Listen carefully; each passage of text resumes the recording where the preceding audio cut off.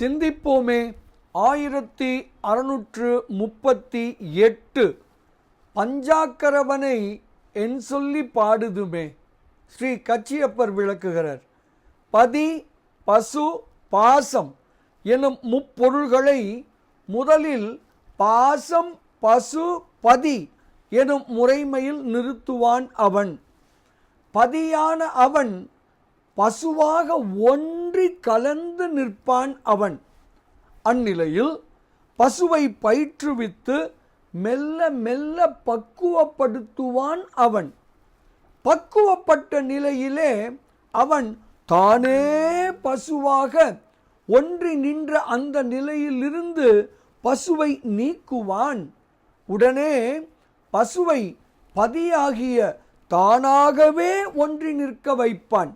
அந்த நிலையிலேயே தொடர்ந்து பயிற்று வைப்பான் அவன். அவன் தரும் இப்பயிற்சியின் பயனாய் பசு பதியாகவே நிற்கும். இப்படியெல்லாம் பயிற்றுவிக்கும் அவன் யார் தெரியுமா? எங்கு இருக்கிறான் தெரியுமா? திருவாவடுதுறை எனும் துறைசையில் வீற்றிருக்கும் ஞானமயமாய் ஓங்கி வளரும் நமச்சிவாய மூர்த்திகள்தான் அவன். அவனை என் சொல்லி வாழ்த்துவேன், அவனை என்ன சொல்லி வணங்குவேன்.